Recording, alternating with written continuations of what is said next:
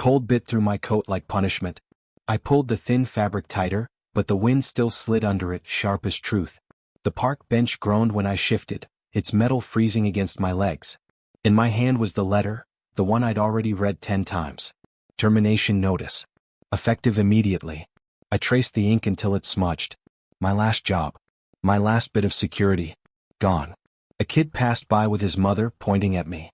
"Mom, why's that lady sleeping here?" She tugged him away. "Don't stare." Their footsteps faded, leaving silence heavy enough to crush me. I whispered, "Don't stare. Don't see me." The city didn't care. It glittered above like a cruel promise, towers of glass catching the sunrise, each window reflecting everything I'd lost. I'd cleaned those same windows once. Now I could barely afford bread. I rubbed my numb hands together. So this is what's left, Iris? Perfect ending to a perfect failure. A black car rolled to a stop across the path, sleek and silent. I looked away, assuming it was some executive checking his phone before work. But the door opened and footsteps clicked toward me. Expensive ones. Confident ones. "Excuse me," a man's voice said. Deep, calm, unfamiliar. "You work around here?" I laughed bitterly. "Not anymore. I'm just here." He studied me. I didn't look up right away, but I felt his gaze, sharp, searching. When I finally met his eyes, I forgot the cold for a second. He looked like he belonged in those towers. Perfect suit, watch that probably cost more than my old apartment, hair neat but not forced. He said, "You look like someone who's seen too much truth." I blinked. "What's that supposed to mean?" He smiled faintly. "Most people hide it. You don't." I wanted to scoff, but my throat tightened instead. "Well, truth doesn't buy dinner." His expression didn't change. "Sometimes it does. Depends who's asking." "Who are you?" "Liam Hart." The name landed heavy. Even I'd heard it. Millionaire investor, property developer, the man newspapers called the Silent Wolf. I almost laughed. "You're joking. Liam Hart talking to a homeless cleaner? Did you lose your way from your penthouse?" He ignored the sarcasm. "Why are you here?" I waved the letter. "I got fired. Again. Guess clients don't like when you tell them their husband's cheating in their own office. Turns out honesty isn't part of the job description." He tilted his head. "You told the truth and paid for it. Story of my life." Silence stretched. A car horn blared somewhere far off. The wind tugged at my hair. Then he said, "Get in." I frowned. "What?" "Get in the car. You look frozen." "I'm fine." "You're not. You can barely keep your hands still." I looked down, they were shaking. "Strangers don't just offer rides to people like me." "I'm not most strangers," he replied evenly. "That's supposed to make me feel safe?" He smiled, almost amused. "No. But it's true." I hesitated. Hunger and curiosity wrestled inside me. Finally, I said, "You planning to sell my organs or something?" He chuckled softly. "Not today." Something about the calm in his voice disarmed me. Against reason, I stood and followed. The car smelled of leather and heat. My reflection in the tinted window looked foreign, messy hair, hollow cheeks, eyes still daring to hope. As we drove, he said, "You always talk like that?" "Like what?" "Like you're defending yourself even when no one's attacking." I stared out the window. "Habit. Keeps people from hurting you first." "Does it work?" "No," I admitted quietly. We passed glittering billboards and men in tailored coats rushing to meetings. The city felt like a movie I'd been cut out of. He asked, "Where were you working before this?" "Cleaning agency. Offices mostly. Sometimes homes." "Any reason they'd fire you beyond what you said?" I shrugged. "They said I made clients uncomfortable. Guess people hate mirrors when they're dirty." He studied me for a moment. "You think everyone deserves honesty?" "Not everyone.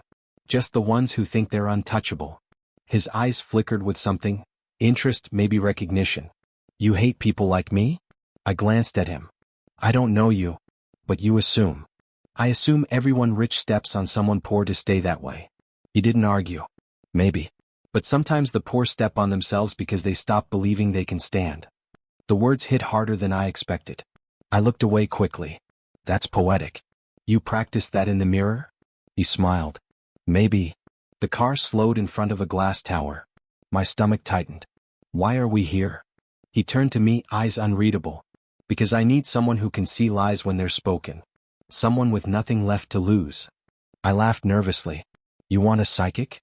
"Sorry, wrong park bench." "Not a psychic," he said. A witness. To what? He opened the glove box, pulled out a thick envelope and handed it to me. A deal I'm being forced to sign.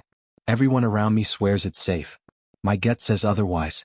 I want someone who isn't afraid to tell me the truth, even if it hurts. I stared at the envelope, then at him. Why me? Because you're honest to a fault, he said simply. You proved that when you lost your job. And because you look like someone who's already been burned by lies. I hesitated. You don't even know my name. He waited. Iris, I said finally. Iris Vale. He repeated it slowly as if tasting the syllables. Iris. So Iris, will you tell me the truth if I ask for it? I don't know what you're really asking for, I said, voice shaking. But I can promise this, I won't lie. That's all I need. He started the engine again, the low hum filling the silence. My heart pounded. For the first time in months I felt something close to purpose, terrifying but alive. As the car merged back into traffic, I looked out at the skyline, the same one that had mocked me an hour ago. Now it looked different. Maybe it was the sunlight breaking through clouds, or maybe it was the way he said my name. I whispered mostly to myself, what am I getting into? He heard me anyway. Opportunity, he said. Or disaster. Sometimes they start the same way. I turned toward him. Why do I feel like you already know which one this is? His smile was faint, almost secret. Because I do. But I want to see if you'll prove me wrong. The city blurred past, a mix of gold and gray, light and shadow. My reflection in the glass looked alive again. Afraid, yes, but ready. For the first time in a long time, I didn't feel invisible. I woke up to the soft hum of city noise.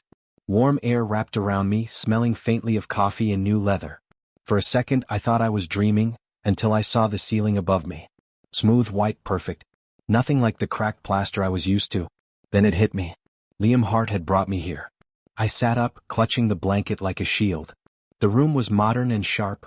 Glass walls, black marble floors, everything gleaming like money had touched it twice. I felt out of place like a stain on silk. The door clicked open. Liam stepped in holding 2 cups. You're awake. I frowned. You really brought me to your place? He set 1 cup on the nightstand. You were half frozen and shaking. Leaving you on that bench wasn't an option. Kindness doesn't usually come with suits like yours, I said. He smiled faintly. You'll learn I don't do usual. Drink. It's coffee. I eyed it suspiciously. Poisoned? Only if you hate good things. I took a sip. The warmth spread through me instantly. Fine. Not poisoned. Just overpriced. He laughed quietly. You're sharp. I like that. I rolled my eyes. If this is your way of charming me, I'm immune. Not my intention, he said, leaning against the wall. I brought you here because I have an offer. That word, offer, made me stiffen. An offer. Yes. His tone shifted, serious now. I need someone I can trust to play a part for me. Just for a day. I raised an eyebrow. Play a part. He nodded. There's a corporate signing tomorrow. A big one. Everyone wants me to close it, but something feels wrong. I can't see it clearly because everyone around me has a stake in it. I need a pair of eyes unconnected to my world. I blinked. And you want me? A cleaning lady who owns exactly 1 pair of shoes and a questionable coat. His lips twitched. You're honest? You notice details. You don't flinch when people try to intimidate you. That's rare. That's desperation, I muttered. Call it what you want. It's useful. I narrowed my eyes. What exactly would I have to do? He took a folder from the counter and handed it to me. Pretend to be a consultant. Sit beside me. Watch everyone. Listen. Tell me what feels off. I stared at the folder like it might explode. You want me to lie to a room full of millionaires? Yes. And if they find out? They won't. I snorted. You sound very sure of that. I am, he said simply. Because no one would ever suspect the truth. I crossed my arms. And what's in it for me? He met my eyes steadily. Money. Enough to get you on your feet again. A place to stay until you find your next step. And maybe, a chance to see what you're capable of. I swallowed hard. You don't even know me. I know enough, he said softly. You told the truth and lost everything. That makes you dangerous to liars. Or just stupid. He tilted his head. I prefer brave. Silence hung heavy for a moment. I looked at him, the confidence, the calm, the strange loneliness behind his words. He reminded me too much of myself, only wrapped in armor I never had. Why can't you just hire someone? I asked. Because money buys loyalty, not honesty. And you think I'm honest because I'm broke? He smiled faintly. Because you're not pretending to be anyone else. Yet. That word, yet, made me shiver. He checked his watch. You have the night to decide. If you agree, I'll have someone prepare you. If not, you can leave tomorrow morning. No strings. I laughed nervously. You're giving me a choice. That's new. I'm giving you control, he said quietly. Something the world took from you. The words sank deep, hitting places I didn't want touched. And if I say yes? Then we start over. You and I. I looked down at the folder. Fancy logos, polished paper. You really think anyone will believe I belong in that room? They will, he said. With the right guidance. I sighed. Guidance meaning? He smiled slightly. Ethan. A new voice cut in from the doorway. Did someone say my name? I turned sharply. A tall man stepped in, dressed in black jeans and a designer jacket, his hands full of fabric samples. He grinned. So you're the mystery guest. Guest? I repeated. More like project, Liam said dryly. Ethan walked around me in a slow circle. She's got the face for it. Natural, striking. A bit of edge. I blinked. Are you two insane? Ethan laughed. Probably. But I'm the stylist who'll make you believable. You're a stylist? He grinned wider. Among other things. Liam's personal designer, crisis fixer, and occasional miracle worker. I don't need a miracle, I muttered. He raised a brow. You will when you see what these people wear. Liam chuckled. He's right. I glared at them both. You two make it sound easy. It's not, Liam said. But you don't scare easily. That's what I need. I exhaled slowly. And what if I mess it up? Then you'll walk away with the same as you have now, he said simply. Nothing. His honesty cut sharper than any threat. Ethan clapped his hands. Let's start then. If she's doing this, I need to work fast. Wait, I began, but he was already pulling me to my feet. Up, Iris, he said cheerfully. Let's see what we can make of you. He dragged me to another room, a walk-in wardrobe that looked like a boutique. Racks of gowns shimmered under soft lighting. My breath caught. I don't belong in here. Ethan smirked. You didn't belong on that bench either. Yet here you are. He handed me a silver dress, elegant and sleek. Try this. I hesitated. It probably costs more than my life. Then treat it like it's borrowed time, he said. I slipped into the adjoining room and changed. When I stepped out, Ethan's grin widened. Perfect. Simple makeup, tied hair, heels, done. You look like a woman who could buy the company she cleans. I turned toward the mirror. For a moment, I didn't recognize myself. The reflection stared back, confident posture, sharp gaze, lips that almost smiled. I touched the glass lightly. That's not me. Ethan's voice softened. Maybe not the old you, but maybe the one waiting underneath. Liam appeared behind us, his expression unreadable. Told you it would work. I looked at him through the mirror. You planned this, didn't you? He nodded once. I planned to give you a chance. Or use me, I said quietly. Maybe both, he admitted. But if you play your part, you'll walk away stronger. I turned fully, holding his gaze. You really think I can pull this off? He stepped closer, his tone calm but firm. I don't think. I know. I searched his face for deceit, but all I found was certainty, and something else. Belief. Fine, I said at last. I'll do it. He smiled faintly as if he already knew. Good. Then tomorrow you'll stand beside me. I looked at the reflection one more time, the gown, the posture, the strange mix of pride and fear. My voice came out quiet but steady. I don't even know who she is. Liam's reflection met mine. She's who you were meant to be. For the first time, I almost believed him. The mirror didn't lie, it just didn't look like me. The woman staring back had perfect hair, painted lips, and a dress that whispered money when it moved. But beneath the polished glass, I still saw her, the cleaning lady who used to scrub floors for people who wouldn't remember her name. Liam stood a few feet behind me, arms crossed. Stop frowning, he said. You look like you're going to a funeral. Maybe I am, I muttered. Mine. He chuckled softly. You'll survive this one. Chin up. I lifted my head, mimicking the way he'd shown me earlier, shoulders back, eyes level. My reflection straightened, but my inside still shook. You make it sound easy. It is, he said, stepping closer. Confidence isn't real. It's an act people forget they're performing. I met his eyes in the mirror. And you never forget? Every day, he said quietly. But I keep the mask on longer than most. His honesty startled me. I looked back at my reflection, voice soft. What if I mess up? You won't. You don't know that. I do, he said, moving behind me. Because you have something they don't. Which is? He leaned in slightly, his reflection overlapping mine. Fear. Real fear makes people sharper. You'll see things they miss. The words hit something deep inside me. I turned slightly, meeting his gaze in the glass. You make fear sound like a gift. It is, he said simply. I looked down at my trembling hands. My gifts haven't gotten me far. Then use them differently, he said. You've been surviving, Iris. Now it's time to live. I didn't answer.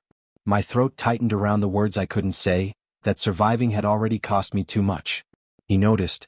You're thinking too much. Let's start over. Imagine you're at that meeting tomorrow. Someone greets you. What do you say? I straightened. Hello, it's an honor to. He shook his head immediately. No. That's how assistants talk. Try again.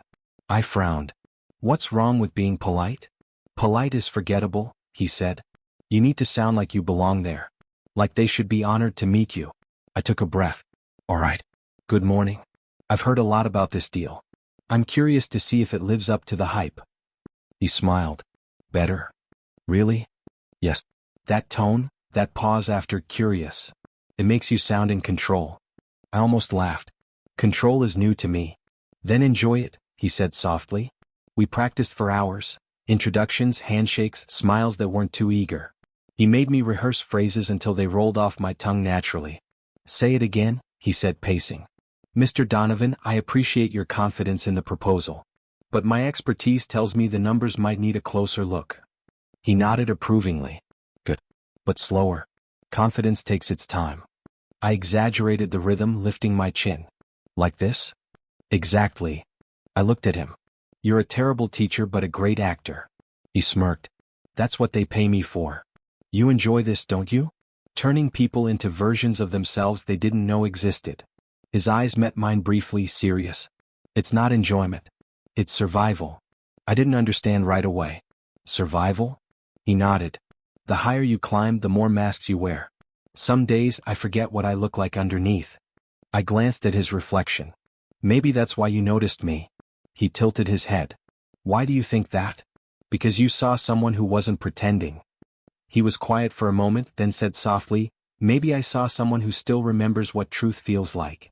The air between us shifted, heavier, closer. I looked away before the moment could swallow me whole. Let's try something else, he said, breaking the silence. Walk. Slowly. Own the room. I obeyed, crossing the marble floor in heels that didn't feel like mine. My steps echoed, loud, unsteady. He shook his head. You're walking like you owe the world an apology. Maybe I do, I muttered. He approached me, stopping just a step away. You don't owe anyone anything anymore. I looked up at him, heart pounding. You make it sound easy. It's not easy, he said quietly. But it's possible. We stood there too close. I could feel the heat of his breath, the faint smell of his cologne, expensive, restrained like him. I took a small step back. You said this was business. It is, he said. But confidence isn't built in boardrooms. It starts here. He tapped his chest lightly. I wanted to say something, anything, but the words tangled in my throat. I turned back to the mirror, desperate for distraction. You really think I can fool them? I don't want you to fool them, he said. I want you to make them believe. That's the same thing. He shook his head. No. Lying is pretending. Belief changes reality. I laughed softly. You sound like a philosopher. Just a man who's been lied to too many times, he said quietly. The heaviness in his voice made me look at him again. Clara? He froze. Who told you that name? You did. Yesterday. When you said you lost someone. He exhaled, running a hand through his hair. She taught me that trust is the most dangerous currency. You spend it once and you never get it back. I hesitated. I know that feeling. He met my eyes. Mark? I flinched. How? You talk in past tense when you say his name, he said. That's how people sound when the story's over, but the pain isn't. The honesty between us felt raw. No judgment, just recognition. I forced a smile. Well, congratulations. You found my weak spot. He smiled faintly. No. I found your strength. You survived him. I didn't know what to say. The room went quiet except for the hum of the city beyond the glass. He stepped closer again, voice low. Remember that feeling tomorrow. When you walk into that room, don't think about who you were. Think about who you are now. The woman in the mirror. I turned toward my reflection. The dress shimmered under the light. My posture was perfect. My eyes, steady, unreadable, looked like they belonged to someone new. I almost believe her, I whispered. He smiled faintly. Then they will too. Our eyes met in the mirror again. The tension lingered, not romantic yet, but electric. Liam, I said quietly, what happens after this? He looked thoughtful. After tomorrow? We see what truths you find, and what you do with them. I nodded slowly. And if I fail? Then you learn, he said simply. The simplicity of it grounded me. For the first time, I didn't feel like an imposter rehearsing lines. I felt like someone stepping into her own skin. I faced the mirror one last time, watching my reflection straighten her shoulders, lift her chin, and smile like she knew exactly who she was. Maybe she did. Maybe I did too. The elevator doors slid open with a soft hiss. Gold walls, mirrored panels, and the faint scent of expensive cologne greeted me like I'd stepped into another universe. My reflection shimmered back, poised, composed, terrified. Liam glanced at me. Breathe. I lied. You're not, he said calmly. If you faint in there, it'll ruin my reputation. I shot him a look. Then maybe you shouldn't bring untrained civilians to your high-class circus. He smirked. You'll be fine. You look like you belong here. I looked down at my dress, sleek, tailored, borrowed. Looking like it and belonging are different things. He pressed the elevator button for the top floor. Fake it until they believe it. That's how everyone survives here. When the doors opened, the sound hit me first, voices mingling like the hum of bees, laughter without warmth, glass clinking. The conference hall sparkled under crystal chandeliers. Gold. Marble. Power everywhere I looked.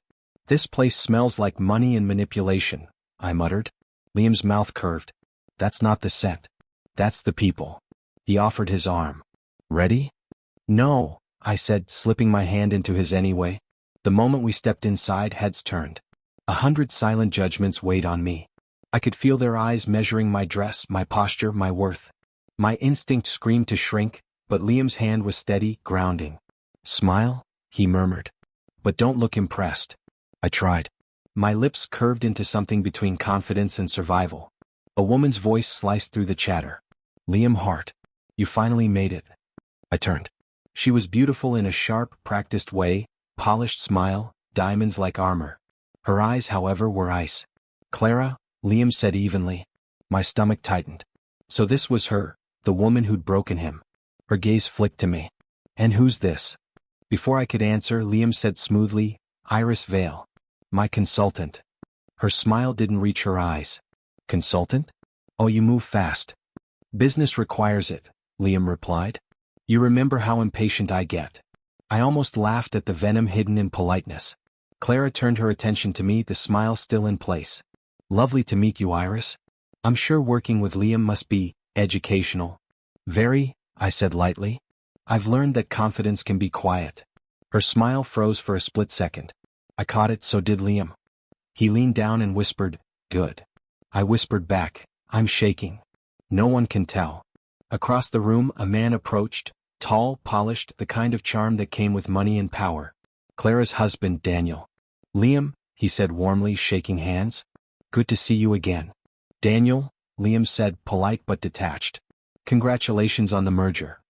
Thank you, Daniel said proudly, glancing at Clara. Couldn't have done it without her. Clara's hand slid onto his arm possessively. We make a good team. I wondered if Daniel could feel the tension she radiated. Probably not. Men like him rarely noticed when the world around them cracked, as long as they still looked successful in photographs. He turned to me. And you are? Iris Vale, I said smoothly, extending my hand. Consultant. Ah, impressive. You must be brilliant to keep up with Hart. I smiled faintly. He tries to keep up with me. Daniel laughed. Clara didn't.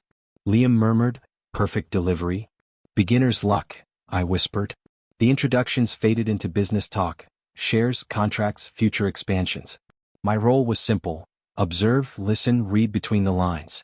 But as the conversation deepened, something strange happened. I found myself keeping up. Their arrogance didn't intimidate me, it irritated me. Clara gestured toward a document on the table. This is the signing Liam mentioned. I trust you've reviewed it? Liam gave a small nod. My team has. I glanced at the paper. Words blurred into numbers, but one column caught my eye. That figure, I said before thinking, the asset transfer clause, it's weighted disproportionately. Clara's brow arched. Excuse me? I looked directly at her. It states a 22% asset shift upon merger completion, but the secondary clause routes it through a shell subsidiary. That means the controlling stake changes hands quietly. Liam's expression didn't change, but I felt the tension ripple through him. Iris, he said slowly, what are you suggesting? That the deal isn't balanced, I said. It's theft in formal wear. The room went quiet. Clara's mask didn't slip entirely, but her jaw tightened. You must be mistaken. It's standard legal practice. I smiled politely. For people who prefer fine print to honesty, maybe? Her eyes narrowed. You're bold for someone new to this world. I met her gaze. I had to be bold to survive the last one. A faint laugh from Daniel broke the silence. She's sharp, Clara. Maybe you should hire her. Clara's hand tightened on his arm. I prefer loyalty over sharp tongues. Those two things rarely go together, I said quietly. Liam placed a steady hand on my back, subtle but reassuring. Enough business for now, he said smoothly. Let's enjoy the evening. As the conversation shifted, he leaned close, whispering, You just saved me millions. My breath caught. I did. He nodded. That clause would have buried me. You saw it instantly. I just read the lines. And the spaces between them, he said. You belong here more than you think. I didn't know how to respond. The words made something stir in me, a dangerous mix of pride and disbelief. As the night wore on, I moved through the room beside him, pretending to be part of his world. People smiled, asked questions, offered empty compliments. Every polite exchange became a small test. And every time I passed, a woman in a red dress leaned close to me. Where did you study? I smiled. Life. Her laugh was forced. How modern of you. I moved on. I didn't shrink. For once, I didn't apologize for existing. Liam caught my eye from across the room and mouthed, Perfect. Something in my chest warmed, dangerously so. Later, as we stepped out onto the balcony for air, the city spread below like a glittering ocean. I exhaled shakily. That was chaos. That was success, he said. You handled yourself better than most of them. I turned toward him. You set me up, didn't you? You wanted me to see what they're like. He met my gaze honest. Yes. I wanted you to understand that power isn't about money. It's about who stays calm when the room turns cold. And I passed. With distinction. I laughed softly. Don't flatter me. I'm not, he said. You were extraordinary in there. I leaned on the railing, the wind tugging at my hair. It's strange. I thought I'd feel small here. But I don't. Because you saw them for what they are, he said. People hiding behind gold. I looked at the skyline, its glow reflected in his eyes. Do you ever get tired of pretending? All the time, he said. But tonight, watching you, I remembered what honesty looks like. His words lingered, heavy and fragile. I turned back toward the glass doors. Inside, I caught my reflection. Strong posture, confident smile, eyes that didn't belong to the woman who used to scrub floors. That's not me, I whispered. Liam's voice was low behind me. It's becoming you. I met his reflection beside mine. You think so? I know so. For the first time in years, I believed it too. The gala was louder than I expected. Music, laughter, the sound of champagne and secrets. Gold chandeliers spilled light across marble floors, but all I could think about was how noise like this used to terrify me. Back then, I cleaned places like this after everyone had gone home. Now I walked through the same kind of room in a borrowed gown, pretending the ghosts of my old life weren't watching. Liam leaned toward me. You're doing fine. I smiled tightly. You say that like I'm not seconds away from tripping into a millionaire's dessert. He smirked. If you do, make sure it's Clara's plate. Tempting. He handed me a glass of something sparkling. Drink. It'll help. I thought you said confidence was an act. It is. But champagne helps with the acting. I laughed softly and took a sip. The sweetness burned slightly, a reminder that I didn't belong here. My eyes wandered to the crowd, dresses, jewelry, polished smiles. I recognized the expression on their faces. The same one I used to see on clients right before they fired me. People like them never looked at me. They looked through me. Now they whispered behind their perfect manicured hands, and for the first time, I realized the whispers were about me. Who's she? New consultant, apparently. She doesn't look like one. Liam Hart's latest project. Their words cut softly like paper. Liam must have noticed my clenched jaw. Ignore them. I'm trying, I said. It's just strange. Being seen after years of being invisible. Let them talk, he said. They'll run out of poison eventually. I wanted to believe that. But I knew gossip was endless. It filled the empty spaces between people like perfume. Then a familiar name floated through the air, whispered from a nearby table. Sophia. The sound froze me. My chest tightened before my mind caught up. My sister's name, one I hadn't said out loud in years. I turned. Across the room, a woman laughed, a laugh I recognized instantly. She looked almost the same, sharp eyes, expensive dress, the same small scar above her brow. Sophia. My throat went dry. Liam followed my gaze. Someone you know? I forced a smile. Used to. Family? Once, I said. Should I be worried? Only if betrayal runs in the family, I whispered. He didn't push. I watched Sophia glide through the crowd, her laughter polished and effortless. She'd always been that way, good at surviving even if it meant leaving me behind. I remembered the night she walked out. I can't take care of you anymore, Iris. You dragged me down. I'd begged her to stay. She hadn't looked back. Now here she was, sipping champagne beside the same kind of people who had crushed me. The irony almost made me laugh. Do you want to talk to her? Liam asked quietly. No, I said. Not yet. He nodded, reading me too easily. Then don't. You're not here for her. I know, I said, but part of me didn't believe it. Before I could drown in that thought, a familiar voice called out, syrup smooth. Liam. What a surprise. Claire. I turned as she approached, dazzling as ever, Daniel a few steps behind her. Her diamonds sparkled like tiny threats. She smiled at me. And Iris, we keep meeting in such interesting places. I matched her tone. Maybe the universe likes irony. She tilted her head. Or maybe it's trying to teach us something. Like what? I asked sweetly. She smiled wider. That everyone has their limits. I sipped my drink. Maybe we know each other from a place where masks weren't this expensive. Her smile faltered, just for a moment, but I caught it. The flicker of irritation beneath perfection. Liam noticed too. Daniel looked between us, oblivious. Ladies, can we not make this a competition? Clara's laugh was sharp. Of course not. Iris and I are simply reacquainting. Then enjoy it, I said lightly. Reunions can be revealing. Her eyes narrowed. You should be careful with your words. I smiled. Careful is overrated. She didn't respond. Instead, she slipped her arm through Daniel's and walked away. The scent of her perfume lingered, sweet, suffocating, the kind that tried to erase everything else. Liam whispered, that line about masks? Brilliant. Revenge makes me creative, I said dryly. He studied me. You sound like you're enjoying this. Maybe I am. I looked around. Maybe I'm getting addicted to the feeling. Be careful, he said softly. That feeling can eat you alive. I met his eyes. So can being powerless. Neither of us said anything for a long time. The music changed, something slower, quieter. People began to dance. I stepped back, needing air. I'll be right back. I slipped through the crowd and out into the corridor, away from the glitter and noise. My reflection followed me in the tall glass windows, half woman, half shadow. That's when I heard a gentle voice. Iris. I turned. A woman stood near the exit, holding a tray of empty glasses. Her face lit up when I recognized her. Grace. I breathed. She nodded. You remember me? How could I forget? You used to work the night shift with me at Wilson's Cleaning. She smiled shyly. You look amazing. I almost didn't recognize you. I laughed softly. Neither did I. Her eyes softened. You made it out, huh? I'm trying, I said. She lowered her voice. I heard what happened after the scandal. People were cruel. You didn't deserve that. Her kindness caught me off guard. It's in the past. She studied me quietly. Is it? The question lingered like smoke. I didn't have an answer. Grace reached out and squeezed my hand. Don't let them change who you are, Iris. You're not like them. I swallowed hard. I don't know who I am anymore.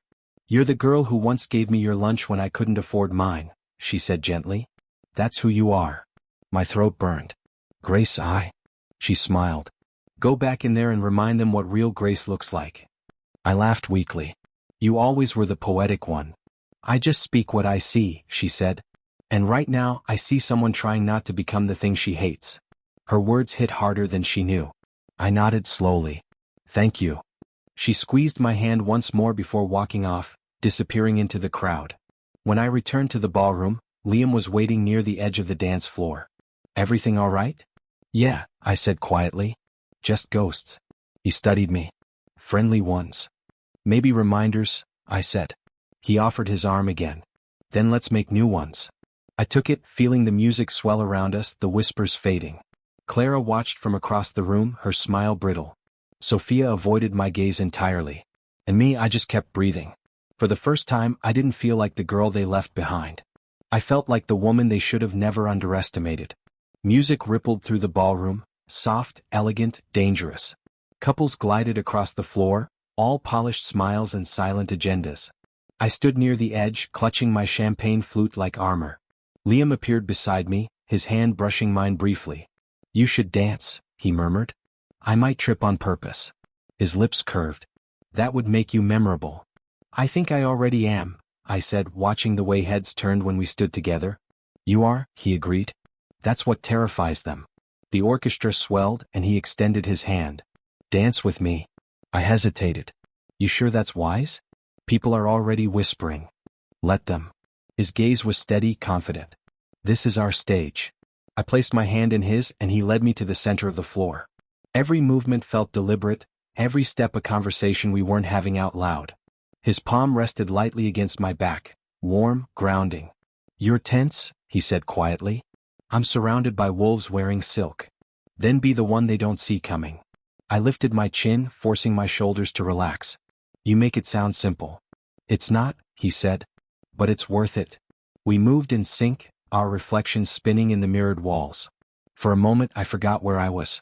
The rhythm carried me somewhere between control and surrender. Then a voice sliced through the music. Mind if I cut in? Claire. The air thickened instantly. Liam's hand stiffened around mine. I forced a smile. Of course not, I said sweetly. It's your party, isn't it? She smiled, sharp, perfect. It's everyone's, darling. But thank you for sharing your partner. Her hand slid onto Liam's shoulder like she still owned him. He looked at her, polite but distant. It's been a long time, Clara. Not long enough, I muttered. Her eyes flicked to me, still smiling. Oh, I wasn't aware you spoke without permission. I tilted my head. I wasn't aware I needed it. Liam stepped back slightly, giving us space. The orchestra played on, but every note felt like a weapon. Clara's perfume wrapped around me, rich, suffocating, familiar. You've done well for yourself, she said, circling me slowly. From cleaning floors to consulting for Liam Hart. Quite the climb. I held her gaze. Some of us work for what we have. She laughed lightly. And some of us are lucky enough to be chosen. Chosen? I echoed. Is that what you call betrayal these days? Her smile didn't waver, but her eyes darkened. Careful, Iris. The higher you rise, the harder you fall. I've already fallen, I said evenly. That's why I'm not afraid of the drop anymore. She blinked, the first sign of surprise. Liam's gaze met mine across the dance floor. No interference, just quiet pride. Clara leaned closer. You think you can replace me? I smiled faintly. Replace? No. Improve? Absolutely. Her laugh was brittle. You're amusing. I get that a lot. Her eyes swept over my dress, her voice dripping sugar. You wear his taste well. I wear my own confidence better, I said. Her mask slipped for half a second, just long enough for me to see the crack beneath her composure. Confidence, she repeated. That's what you think this is? You're nothing but his charity project. Maybe, I said softly, but at least I don't need someone else's shadow to feel important. The words hit like glass against marble, sharp and final. The waiter passing by tripped slightly. A glass slipped from his tray, shattering beside us. Everyone turned. The sound echoed, fragile and brutal like a warning. Clara's lips tightened. Careful, Iris. You're starting to sound ungrateful. Ungrateful? I asked quietly. For what? Your cruelty? Your arrogance? You don't get to define me anymore. Her eyes flared. I never did. Exactly, I said. The silence between us burned hotter than the chandelier light above. She turned away first, straightening her gown. Enjoy your little fantasy while it lasts. I intend to, I said. You should try it sometime, living without pretending you're perfect. She spun on her heel and walked off, heels striking the marble like gunshots. Daniel followed, confused, murmuring her name. I exhaled slowly. My heart hammered, but I didn't let it show. Liam reappeared beside me, his tone calm but his eyes fierce. You just publicly undressed her ego. She started it. He smiled faintly. And you finished it beautifully. I stared at the shattered glass on the floor. She reminded me of someone. Who? Mark, I said quietly. Same arrogance. Same need to control. Liam's voice softened. What did he take from you? Everything, I whispered. My business. My name. My belief that people mean what they say. He nodded slowly. And yet here you are. Still standing, I said. Still fighting. He looked at me for a long moment. That's what terrifies them. You don't break the way they expect. I glanced toward Clara. She was laughing again, pretending nothing had happened, but her movements were too stiff, her smile too bright. I think I cracked her mask, I said quietly. You did more than that, he said. You took back the power she stole. Feels strange, I admitted. I should feel guilty. Do you? I shook my head. Not even a little. He smiled. Good. You're finally seeing what I see. And what's that? A woman who knows her worth. I looked away. You always say things like that. Because they're true. The music changed again, softer now, slower. He offered his hand. One more dance. I hesitated. People will talk. They already are, he said. Might as well give them a show worth gossiping about. I laughed, unable to resist. You're impossible. He pulled me close, his hand steady on my waist. You're unstoppable. We moved together, this time without fear. The whispers around us faded into background noise. For the first time, I didn't feel like a fraud pretending to belong. I felt powerful, dangerously so. You handled her better than most executives I've met, Liam murmured.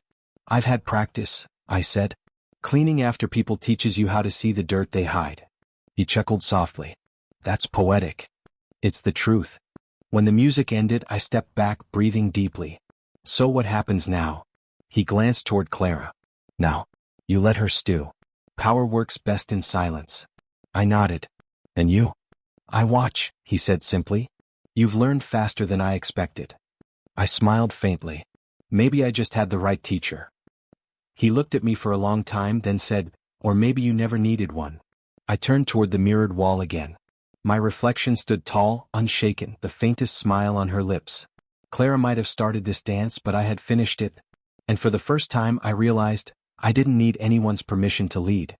The city was quiet that night. Rain streaked the windows of Liam's penthouse, each drop catching light like tiny secrets falling from the sky. I stood by the glass, watching the reflections blur together. Behind me, his voice broke the silence. You're still thinking about her. I turned slightly. You noticed? I always notice, he said. You haven't said her name once tonight, but you've been staring at nothing for 20 minutes. Clara doesn't deserve the space in my head, I said. She's already there, he replied. Might as well let her pay rent. I smirked despite myself. That's one way to look at it. He poured 2 glasses of whiskey and handed me one. To surviving her. I raised a brow. You or me? Both, he said, sitting across from me. We clinked glasses softly. The drink burned all the way down. You talk about her like she's still haunting you. He exhaled slowly. Because she is. I stayed quiet, waiting. He stared into his glass. She left me for Daniel. Not because she loved him, because he offered more. More money. More control. She called it ambition. That's a cold word for betrayal, I said. He looked at me. You know the kind. I did. Mark called it survival. Did he take everything from you? Liam asked gently. Everything that mattered, I said. My business, my reputation, my sister's trust. He blamed his own crimes on me and I was too naive to fight back. Liam leaned forward. Naive isn't the word I'd use. What would you use? Loyal. And loyalty gets punished in our world. I laughed bitterly. That's the truth. For a while neither of us spoke. The storm outside grew heavier, lightning flashing over the skyline. I stared at my reflection in the window, stronger now but still unsure where all this was leading. He finally broke the silence. You know why Clara and I worked so well together? We were both pretending. She pretended to love me. I pretended not to notice. That sounds exhausting. It was, he admitted. But it's easier to live in a lie than to face what's broken inside you. I turned toward him. And what about now? He smiled faintly. Now I have someone who calls me out when I start lying to myself. I felt my face warm. I'm not sure if that's a compliment or a warning. Both, he said. I set my empty glass down and crossed my arms. You keep your walls up high, Liam. I can't tell if you're protecting yourself or everyone else. Maybe both, he said. But tonight I'll make an exception. For what? For honesty. He leaned back, eyes distant. When Clara left, I didn't chase her. Not because I didn't care, but because I realized she'd already left long before the door closed. People like her don't say goodbye, they just move their greed somewhere else. That's exactly what Mark did, I said. He didn't betray me once.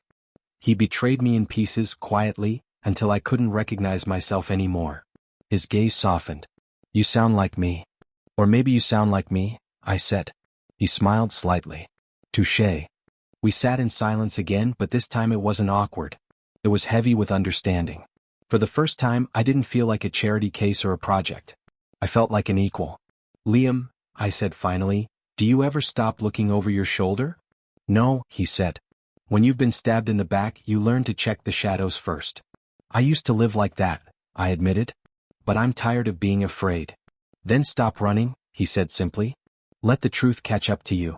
I nodded slowly. Maybe I already did. He looked at me for a long moment, his expression unreadable. You're stronger than you think, Iris? I doubt that. I don't, he said. Before I could answer, his phone buzzed. He frowned, checking the screen. The color drained from his face slightly. What is it? I asked. He hesitated. You might want to see this. He handed me the phone. The screen displayed a headline flashing across a gossip site. The cleaning lady imposter. Liam Hart's fake consultant exposed. My stomach dropped. What the hell? He scrolled down. Pictures. My face. My name. My past.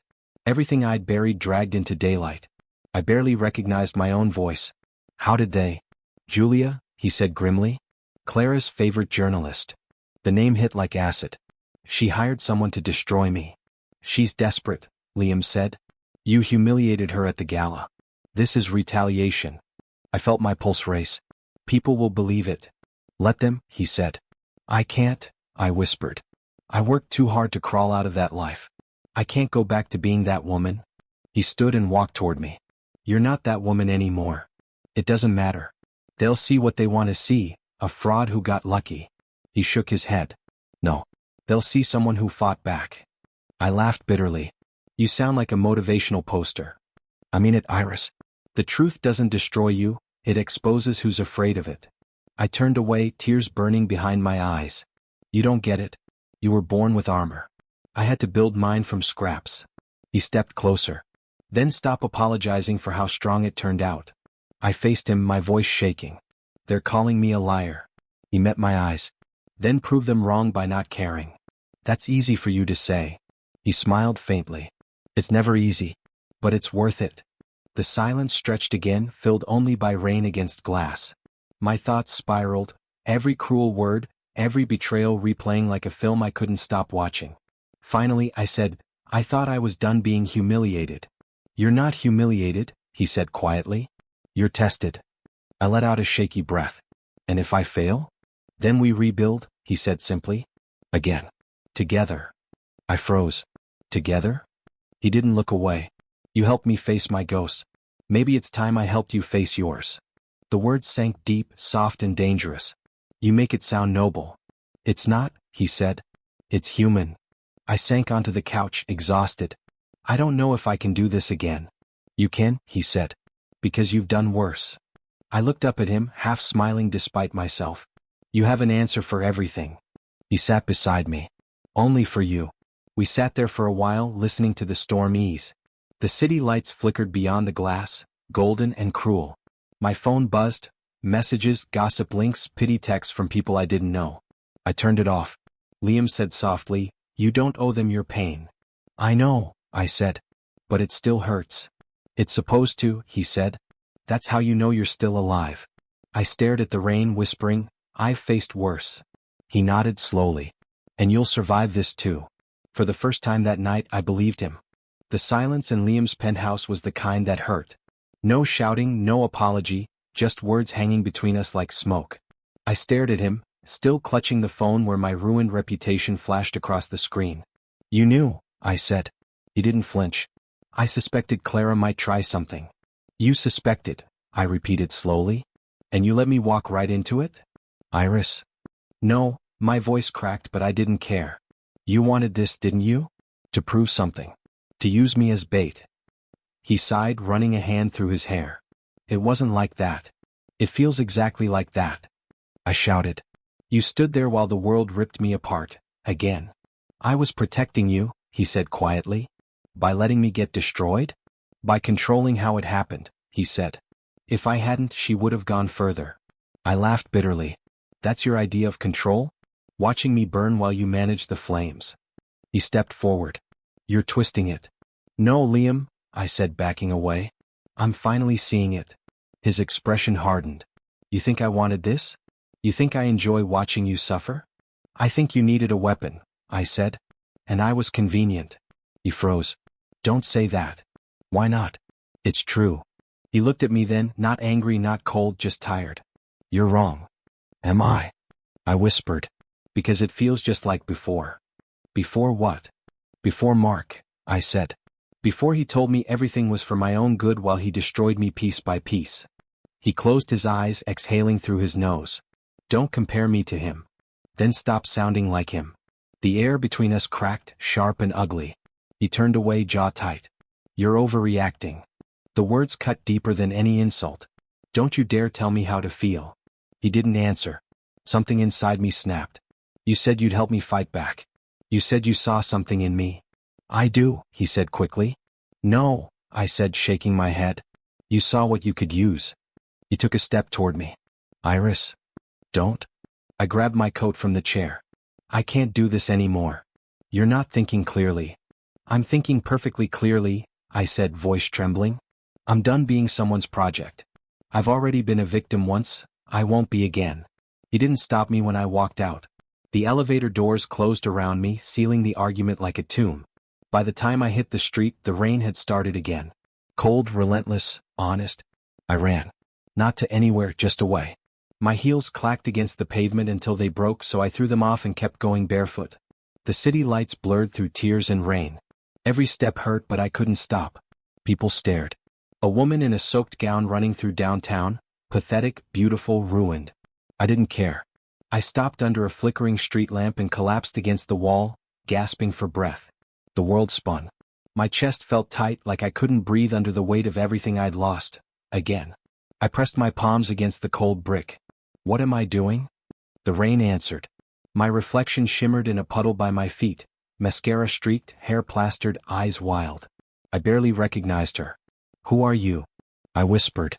The woman in the puddle didn't answer. She just looked back, broken but still standing. For a long time I cried. Not quietly, ugly, shaking sobs that tore through my chest until there was nothing left. All the strength I'd been pretending to have finally cracked open. I thought about everything. About Mark stealing my dreams. About Sophia leaving. About Clara turning my name into a punchline. And about Liam, who I trusted more than I wanted to admit. I hated them all in that moment. But mostly, I hated myself for still hoping people could save me. A voice in my head whispered, "You always wait for someone else to fix you." I shut my eyes. Not anymore. The rain slowed to a drizzle. My tears didn't. I sat there until the city grew quiet again, until my heartbeat steadied. When I finally stood, my body ached, but something inside me shifted. No one was coming for me. Not Mark. Not Liam. Not anyone. And maybe that was okay. I started walking again, slower this time, bare feet cold against the wet concrete. A bakery sign flickered on the corner, the smell of bread drifting through the air. I hadn't eaten all day. I walked inside. The woman behind the counter looked up. "Rough night?" I let out a weak laugh. "Something like that." She handed me a paper cup of coffee without asking. "On the house." "Thank you," I whispered. I sat by the window, hands wrapped around the cup, warmth seeping into my fingers. For the first time in hours, I felt human. I opened my phone, scrolling through the chaos online. Photos, gossip, headlines, screaming lies. I almost dropped it back into my bag, but I didn't. I forced myself to read every word. every insult, every judgment. And then I whispered, "So what?" The word surprised me. So what if they think I'm a fraud? So what if they laugh? They don't know me. People had taken my reputation, my business, my dignity, but not my will. That was mine. Always had been. I typed a message to Liam, then deleted it. There was nothing to say yet. Instead, I opened my notes app and began sketching with my finger. A dress design, rough and imperfect, born out of rage and rain. The shape flowed naturally, wild lines becoming something real. A stranger paused outside the bakery, glancing in at me through the glass. Our eyes met briefly before he moved on. I realized I didn't care how I looked anymore. I looked down at my sketch again. It wasn't perfect, but it was alive. I was alive. My mind whispered the truth I'd been avoiding all night. No one's coming to save you, Iris. And for once, that didn't sound like defeat. It sounded like freedom. I whispered to my reflection in the window, "I can do this." The city outside hummed, cars rain life. The world didn't care about my pain, and maybe it never would. But that didn't mean I'd stop existing. When I finished my coffee, I slipped my broken heels into the trash and stepped back into the street barefoot. The pavement was cold but grounding. The storm had passed, but puddles still reflected the neon lights, like fragments of everything I'd been through. I looked up at the skyline and smiled faintly. "You tried to break me again," I whispered. "You should have remembered, I don't stay broken." And this time I meant it. The apartment was quiet, almost too quiet. I sat cross-legged on the floor, sketchbook open on my lap, and stared at the blank page. The pencil trembled in my hand, though I told myself it was excitement, not fear. "Still frozen?" Ethan's voice startled me from the doorway. He leaned casually, hands in pockets, watching me like a hawk. "I'm thinking," I muttered, lowering the pencil without erasing the faint line I'd drawn. "You think too much." His eyes softened. "Sometimes the fire comes only when you stop overthinking." I snorted. "I've spent my life overthinking. Thinking could have saved me once, didn't?" He didn't argue. Instead, he crossed the room and plopped down beside me. "Then don't think now. Just draw. Let it out." I let my pencil hover. Oh, what did I have left to pour? Your anger. Your pain. Your hunger. He leaned closer. "Don't pretend you don't feel them, Iris. That's where the work begins." I swallowed hard. "And if I fail again?" "Then you fail. And then you try again. That's the only way forward." The word struck me. Forward. Not back. Not hiding, not pleading, not waiting for someone else. Forward. I set the pencil to the page. Lines appeared almost reluctantly, then with more certainty. Shapes emerged, a dress inspired by storms and broken dreams, jagged but elegant. Every stroke carried my memory of cold streets, of Mark's betrayal, of Clara's smirk when she thought she'd won. Ethan watched quietly, nodding as the lines flowed. There it is. The old Iris, but stronger. I hesitated, then laughed bitterly. Old Iris. She wouldn't have survived any of this. Exactly. She doesn't exist anymore. This version does. I leaned back, watching the rough sketch take shape.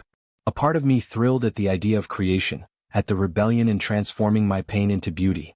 The door opened softly again. I didn't look up. "Iris." A gentle voice. "Grace."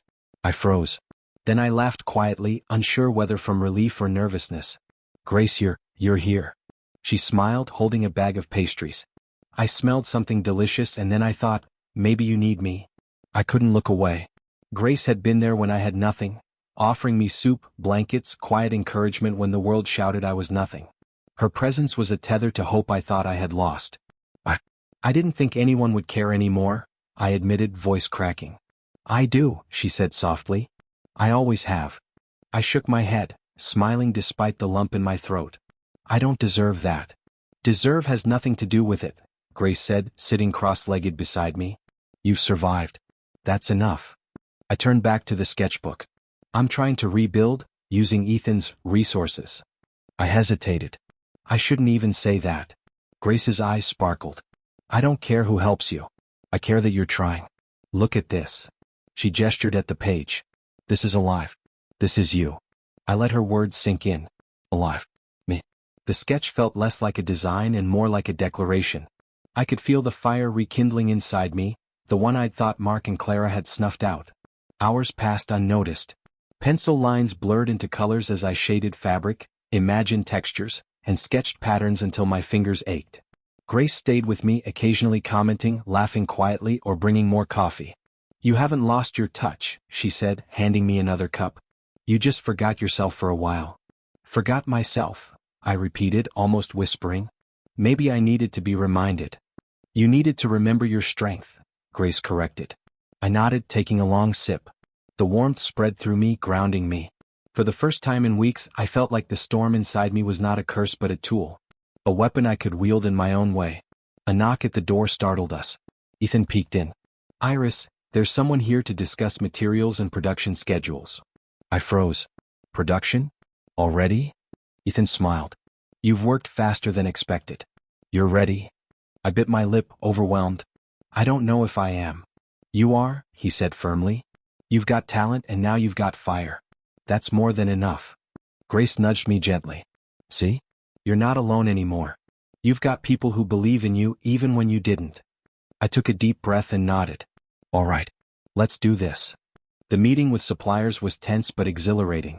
I spoke with authority I didn't fully recognize in myself, my words carrying conviction. Every yes, every negotiation felt like a step further away from being the person who had been crushed, who had been invisible. "Iris," Ethan whispered later after the meeting, "look at them. You're commanding the room." I let a small smile break through. "Feels strange." "Good strange," he said. "Because it's real." By evening my body ached but my spirit felt electric. Grace and I sat in the living room, exhausted but laughing quietly at mistakes I'd made during the day. "You're transforming," Grace said, handing me a blanket. "Not just your designs but yourself. And it's beautiful to watch." I wrapped myself in the blanket and sighed. I never thought it would feel this satisfying. I thought revenge would taste sweeter. Grace tilted her head. "Revenge is hollow. This is life. Rebuilding. Creating. Living." I nodded, realizing she was right. Clara's gossip, her lies, her attempts to tarnish me, they were weak compared to the strength I was finding in myself. The power to reclaim my life couldn't be stolen. The phone buzzed. I glanced at it. Rumors of Clara's manipulations were spreading online. Investors questioning her tactics, colleagues whispering. I smiled faintly. Karma didn't need my hands to act. It moved in its own rhythm. "Look at that," I said aloud, though only Grace heard me. "She's starting to crumble." "Good," Grace said simply. "But that's not why you're here. You're here for you, not her." I nodded again, pressing the pencil to the page.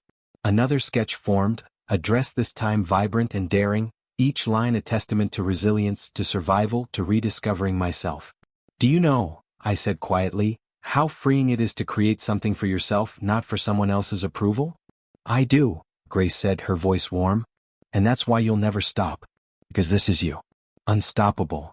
I paused, looking at the designs stacked around the room, pages full of color, imagination, and raw emotion. "Unstoppable," I repeated. The word felt foreign, then familiar, then inevitable. The night grew deeper. I continued sketching while Grace dozed on the sofa, exhausted but smiling in her sleep. Ethan had left with supplies and advice, leaving me to work in solitude. And for the first time in months, solitude felt empowering, not lonely. I closed my eyes for a moment, letting my head rest against the sketchbook. Memories of Mark's betrayal, Clara's smirks, and the nights I'd felt invisible came rushing back. But this time they didn't crush me. They fueled me. Every insult, every abandonment became ink on paper, color in fabric, and strength in my spine. When I opened my eyes, I saw the first real spark of the woman I was becoming. Someone who would create her destiny, not steal it from others, not wait for anyone to hand it to her. Someone who understood that survival wasn't enough anymore. Thriving was the goal. Grace stirred and yawned. "I think you're ready for the world." I smiled, tired but resolute. "No," I said softly. "The world is ready for me." And in that quiet apartment, surrounded by sketches, fabric swatches, and the glow of city lights through the window, I realized the fire had returned. Brighter, fiercer, and entirely my own. I wasn't seeking revenge anymore. I was seeking life, and nothing could stop that. The morning light filtered through the tall windows, dust motes floating lazily in the air. I sipped my coffee quietly, scanning the news on my phone. My designs were getting attention. Small articles, social media buzz, but something else caught my eye. A video circulating fast, gaining traction. I tapped it open. Clara's face appeared, tense, speaking into the camera with that polished, superior smile I'd learned to hate. Only now she wasn't commanding a room. She was pleading, offering bribes, shaking hands that didn't want to shake back. Her words had been meant to ruin me, to call me a fraud. I felt no panic, no fear, just a slow, delicious satisfaction. "Oh," I whispered to myself. "So it begins." Grace leaned over my shoulder. "What is it?" "Clara. She's being exposed." I swiped the video again.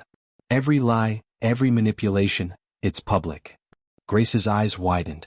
"Finally. That monster." I shook my head. "Don't celebrate too loudly. It's karma, not my revenge. Let it unfold." By the afternoon, the news had reached investors and Daniel. Texts flooded my phone. Messages of shock, whispers of disbelief, calls about what this meant for Clara's empire. I read them all quietly, letting the information settle like snow over a city street. Liam's driver pulled up to my apartment shortly after. I barely needed the ride. The mansion loomed in front of me like a stage. I stepped out, smooth and deliberate, careful to keep my confidence intact. "Ready?" Liam asked softly.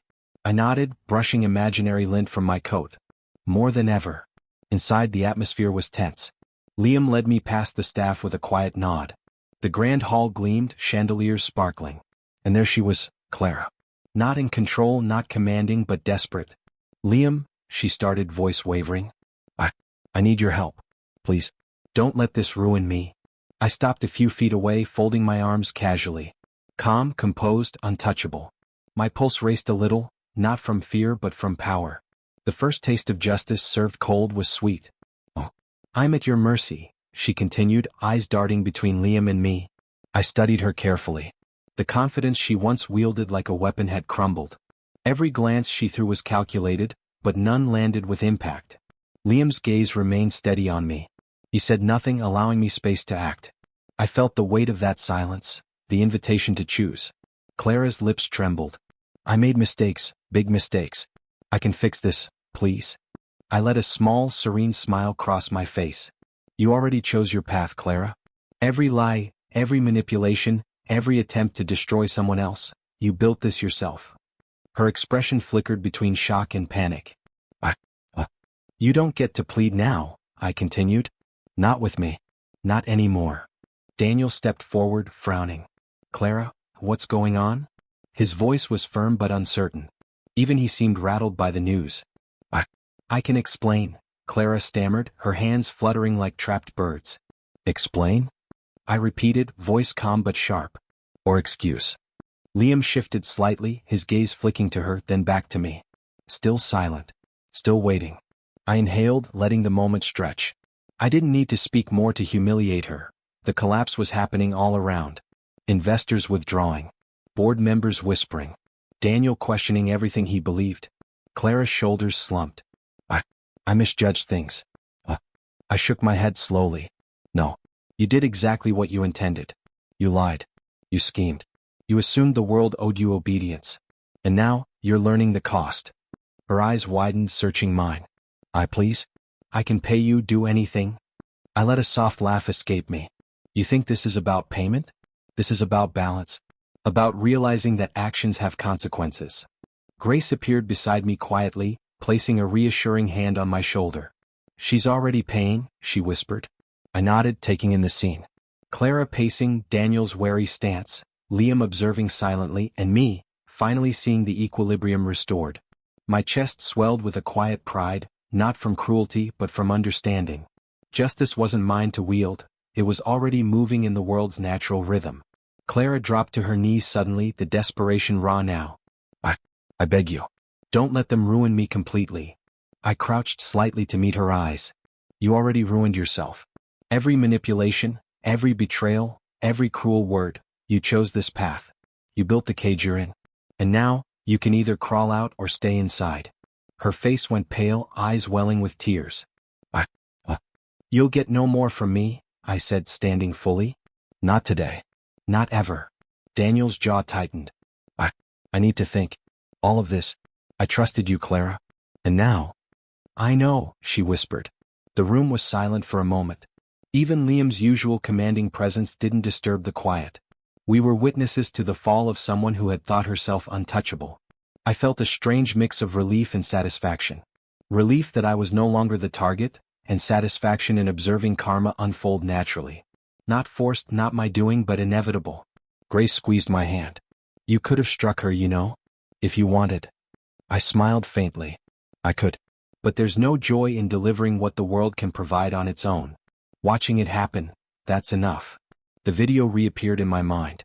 Clara's hand shaking as she offered bribes. Her voice cracking under the weight of exposure. The whispers of investors, the questioning eyes of Daniel. The fall was complete.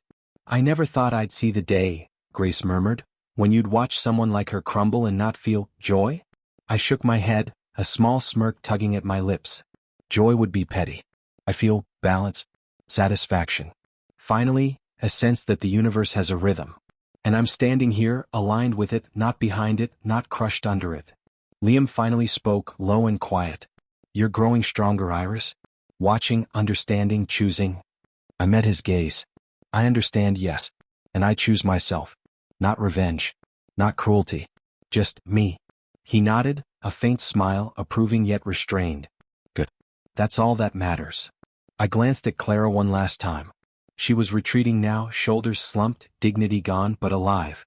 The lesson embedded deep within her. Power can be lost in the blink of an eye, and the world always notices. I stepped back, letting Liam and Grace lead me to the balcony. The city stretched below, lights twinkling like the promise of new beginnings. I felt taller, steadier, unshakable. The weight of the past, of betrayal, of fear, it all seemed lighter now. Grace nudged me gently. You're not just surviving anymore. You're thriving. I inhaled, feeling the cool night air fill my lungs. I am. And it feels right. You've reclaimed yourself, Liam added softly. That's the true power. I smiled faintly, a spark of triumph lighting my eyes. Clara's downfall was just a detail in the bigger picture. My fire had returned, tempered, refined, unbreakable. And I wasn't looking back. As the city buzzed below us, I knew this.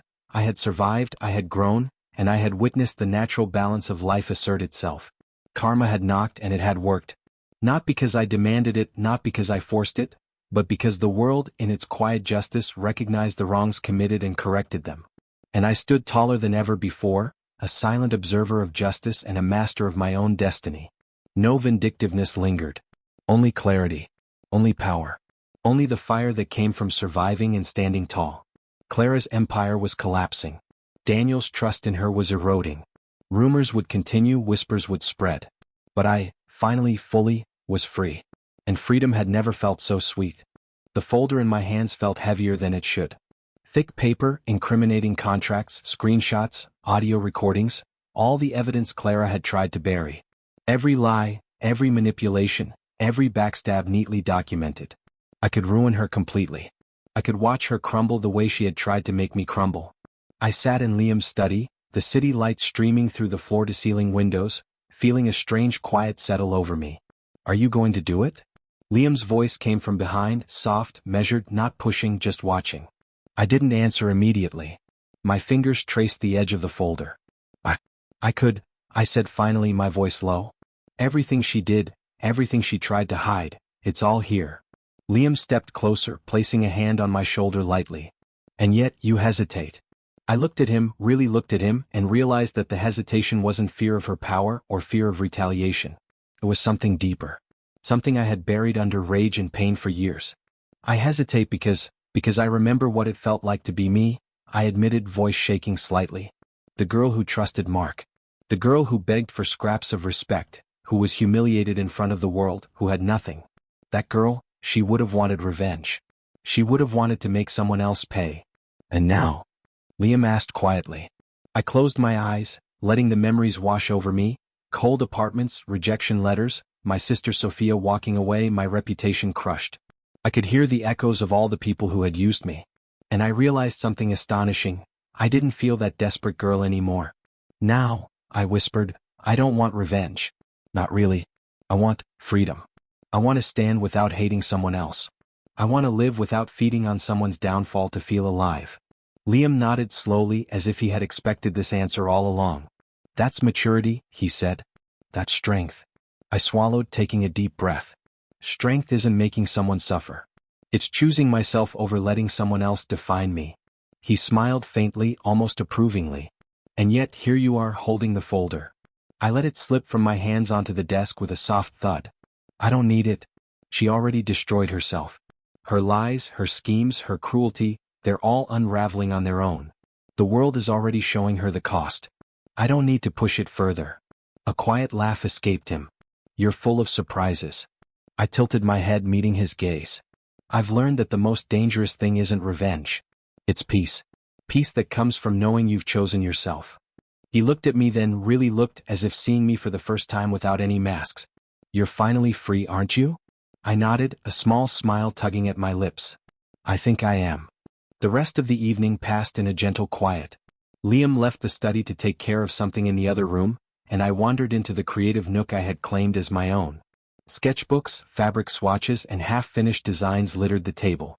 I picked up my pencil and began to draw, lines flowing effortlessly, designs emerging as if they had been waiting for me all along.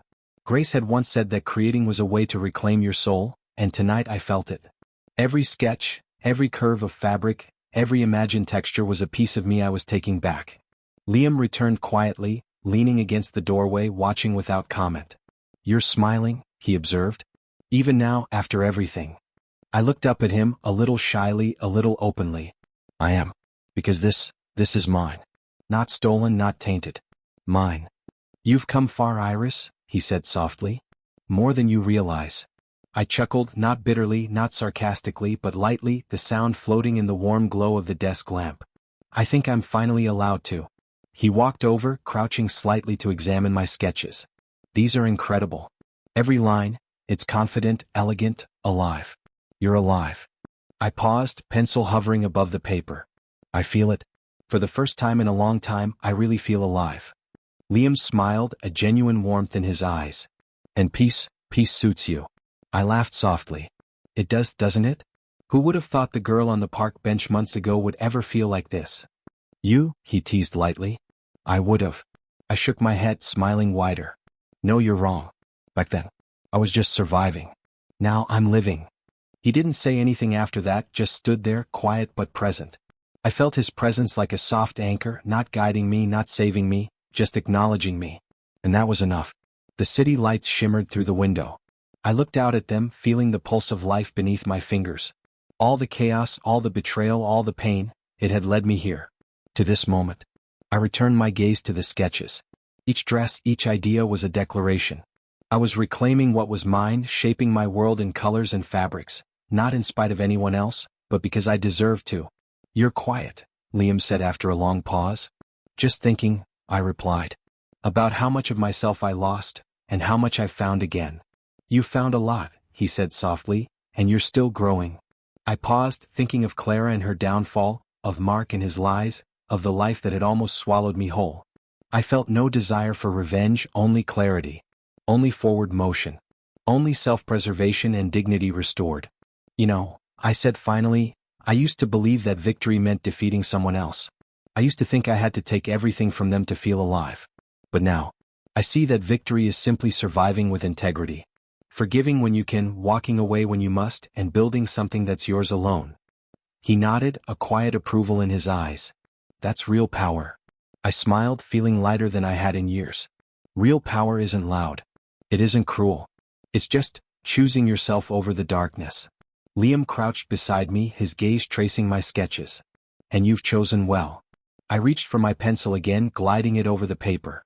Iris Hart, I whispered, more to myself than anyone else, you are finally allowed to be whole. He leaned back against the doorway, watching silently. I'm proud of you. I paused in my sketching, looking up at him. Not for saving me. Not for doing anything heroic. Just for seeing me without needing to fix me. He smiled faintly. That's what I was waiting for. The room settled into a quiet rhythm. Pencil on paper, the faint scratch of graphite, the soft hum of city life outside. No chaos, no betrayal, no schemes. Only creation. Only life. Only the reclamation of myself. I glanced at Liam once more. You know, I never thought peace would feel like this. Calm, steady, satisfying, almost dangerous in its own way. He chuckled softly. Sometimes the strongest fire burns quietly. I nodded, pencil dancing over the page again. And I've got a lifetime of quiet fires to tend to. He leaned in briefly, voice low, teasing yet warm. Better than any vengeance, isn't it? I smiled, the weight of the past finally lifting. Better than anything. Because this fire, it's mine. And in that moment, I realized something I hadn't dared believe before. I wasn't broken. I wasn't a pawn. I wasn't the girl begging for scraps or fading into the shadows. I was myself, entire, complex, and unafraid. Clara's schemes, Mark's lies, the years of neglect and humiliation, they couldn't touch me anymore. The only thing I held now was my choice. And I chose me. The morning sunlight filtered through my studio, soft and golden, casting a glow over rows of fabrics and sketches. Months had passed since I'd made my choice, since I had finally chosen myself over revenge. And now, standing among the designs I had poured every ounce of pain, hope, and determination into, I felt a calm I hadn't known for years. "Are you ready?" Ethan's voice called from the doorway, a mixture of excitement and pride. I looked up, smoothing my hands over a nearly finished gown. "As ready as I'll ever be." He nodded, glancing around at the chaos of creativity. "You've transformed this place into a palace. Every piece tells a story. People are going to see your heart in these designs." I smiled faintly, feeling a flutter in my chest. "I hope they see it the way I do. Not just the clothes, but the life I'm reclaiming." He laughed softly. "They will. Trust me." Hours later, the venue buzzed with anticipation. The fashion show was set in an elegant rooftop hall, the city skyline glittering behind floor-to-ceiling glass walls. Reporters and influencers whispered, snapping photos, all murmurs of curiosity and excitement swirling around me. Liam appeared beside me, tall and composed, hands in his pockets. He didn't touch me, didn't need to. His presence alone was grounding. "You look radiant," he said quietly, "just for me." I tilted my head, catching the faintest hint of pride in his tone. "Not as radiant as I feel." He smirked faintly. "Better. You're glowing with something that money or fame could never buy." I glanced down the runway, adjusting the hem of the first gown. And yet, here I am, showing them exactly that. Who would have thought the girl on the park bench would end up here? Liam's gaze softened. "I would have," he whispered. "Even back then." I let a small laugh escape, the tension in my chest loosening. "You were always full of surprises." As the music began, the first model stepped onto the runway wearing one of my designs. Cameras flashed, murmurs rose into applause, and I felt a thrill I hadn't experienced in years. This wasn't survival anymore. This was triumph. "You've done it," Liam murmured. "I think we've done it," I corrected him, smiling at the subtle reminder that I hadn't been alone in this journey. Ethan had guided me, Grace had inspired me, Liam had believed in me, and now I was living the proof of their faith. The show progressed, each model gliding down the runway, fabrics catching the light, designs telling my story, the struggle, the heartbreak, the rebirth. Every stitch carried the memory of all I had endured. Between looks at the audience and the city beyond, I noticed familiar faces. Reporters I had feared, socialites who had once whispered behind my back, now stared in awe. They weren't just seeing the clothes, they were seeing me fully, unapologetically, in my own power. "Quite the spectacle," Liam whispered beside me, voice low.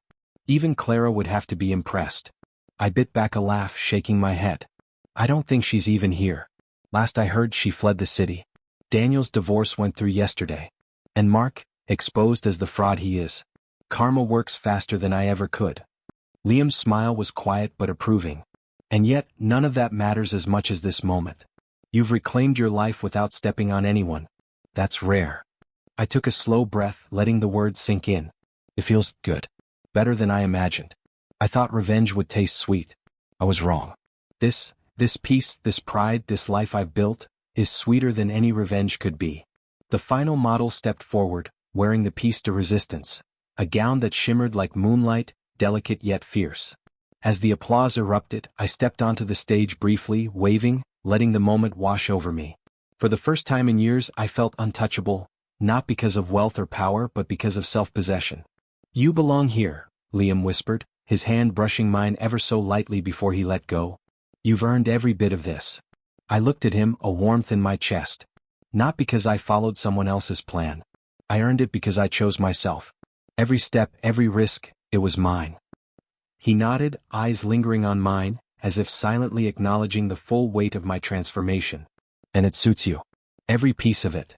After the show, the crowd mingled, cameras flashing, questions thrown, compliments flying. Grace appeared, her eyes shining with pride. "You did it," she said, pulling me into a brief hug. You never lost yourself even when it felt like the world was against you. I almost did, I admitted quietly, voice trembling. But I remembered. I'm worth choosing. Always. She squeezed my hand. And you did. Every single day. As I moved through the room, reporters and fans asking for interviews, flashes of cameras lighting up the night, I felt a calm satisfaction. This wasn't just a comeback, it was a declaration. I had been underestimated, humiliated, erased, and now I was visible. Not as someone's pawn, not as a victim, but as Iris Hart, creator, survivor, victor. Liam remained near the edge of the crowd, silent, observing. At one point I caught his eye and he gave the faintest nod, a signal that he was proud, yet respectful of my space. I realized then that his pride wasn't about owning the moment with me.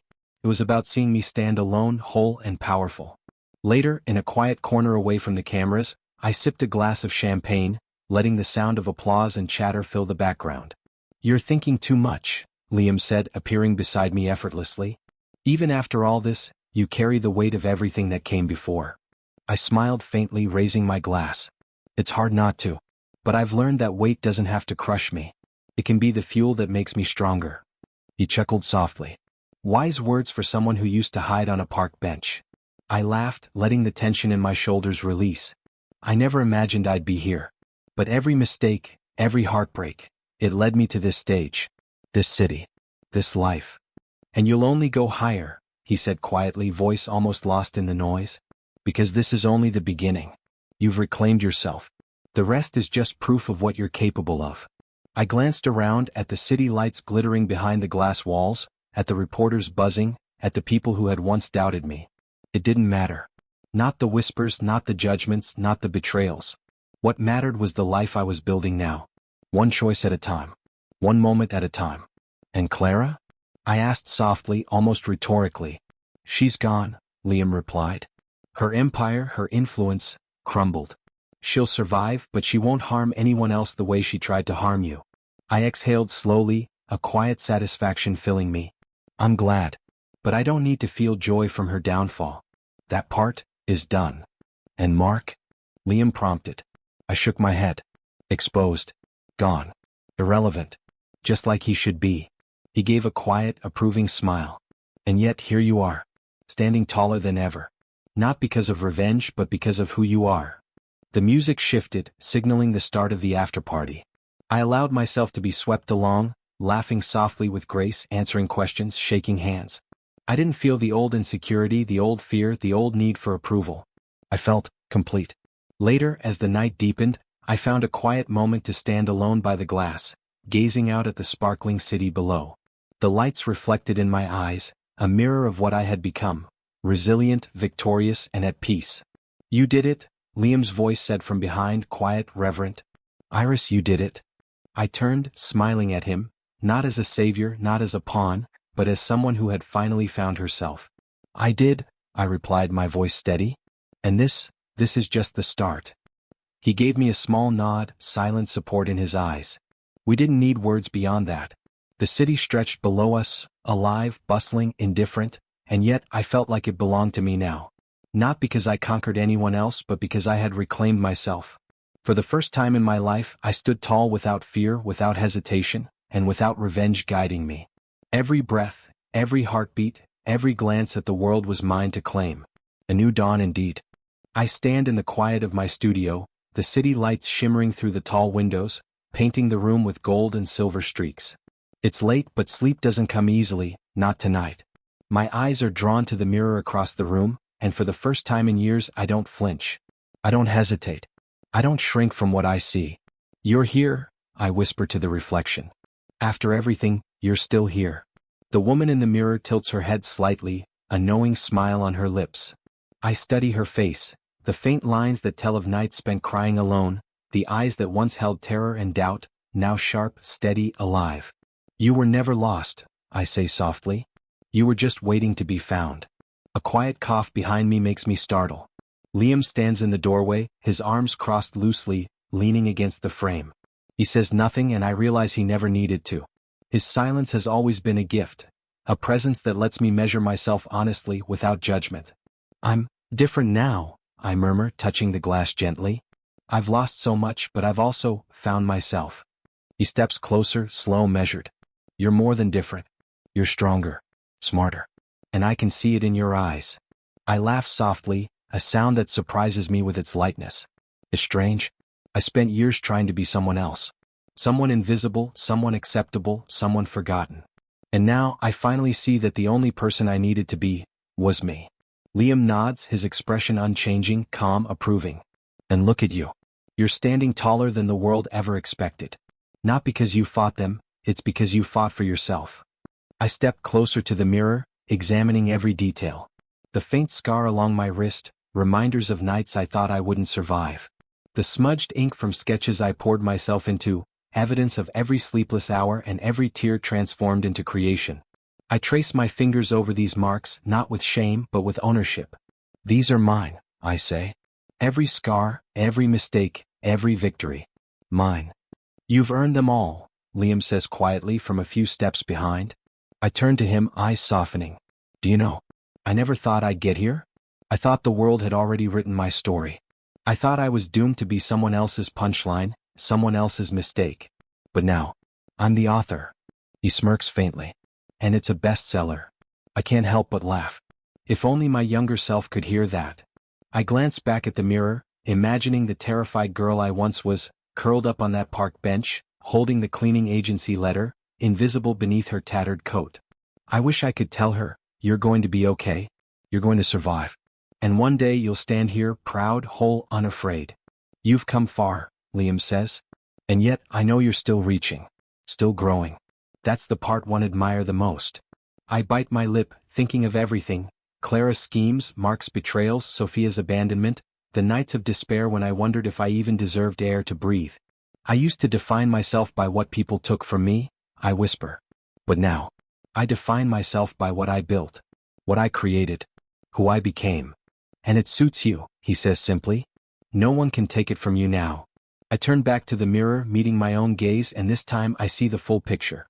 The broken girl, the desperate woman, the survivor, and now the victor. I'm proud, I murmur, a quiet affirmation. I can finally say that I'm proud of her. Of me. You should be, Liam says softly, stepping closer. Not just because of what you've accomplished but because of how you've chosen to live. Forgiven when you could have crushed. Persisted when you could have vanished. Loved even when it hurt. I nod, feeling tears prick at the corners of my eyes. Love. That's something I thought I'd lost forever. But I've learned that loving yourself, truly, fiercely, is the first step. Everything else follows. He doesn't answer. He doesn't need to. His silence is a mirror of my own reflection, echoing the truth I already know. I never thought the world would notice me again, I continue, my voice barely a whisper. But now, it does. They see my designs, my name, my story. And yet, what matters most is that I see myself. That I finally know who I am without apology or fear. Liam steps aside, gesturing toward the city lights beyond the glass. Look out there. That's your canvas now. Your stage. Your world. I follow his gaze, the skyline glittering, alive with energy. The city that once made me feel invisible now feels like an extension of my triumph. Every light, every window, every street is a symbol of what I endured and overcame. It's beautiful, I say, voice thick with emotion. And it's mine to face, finally. You've earned that, Liam says quietly, a rare softness in his tone.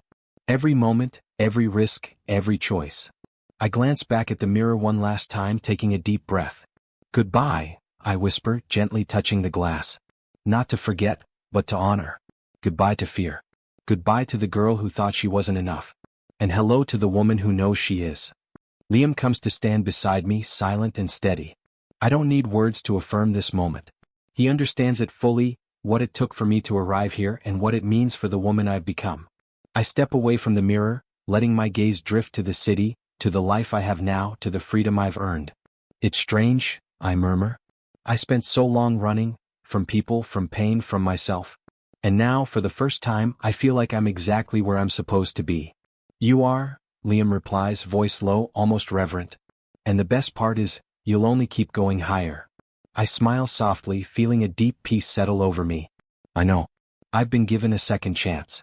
And this time it's truly mine. We stand in silence, letting the city lights shimmer over us, the hum of the night a quiet celebration of survival, transformation, and self-discovery. No words are necessary. No applause is required. This is a victory that only I can measure, a triumph that only I can fully feel. I think I'm ready now, I say finally, voice steady and sure. Ready to live as myself, to create, to love, to thrive, without fear, without apology, without holding back. Liam nods, understanding the weight behind the words. Then go. Take it all. You've earned every part of it. I take a deep breath, letting the cool night air mix with the warmth inside me. The city spreads beneath my feet like a sea of possibilities. I feel every scar, every heartbreak, every triumph resonate within me. I am no longer the girl who hid, who cried, who was powerless. I am Iris. Whole, fierce, free. I glance back once more at the mirror, the reflection smiling knowingly, and whisper, thank you, for staying, for surviving, for becoming me. And with that, I step away toward the life I've fought for, toward the city that witnessed my rebirth, toward a future I will own entirely. The woman in the mirror fades behind me, but her presence lingers, a quiet reminder that the journey was never about anyone else, never about revenge, never about validation. It was always about me. Finally, fully, wholly, I am me.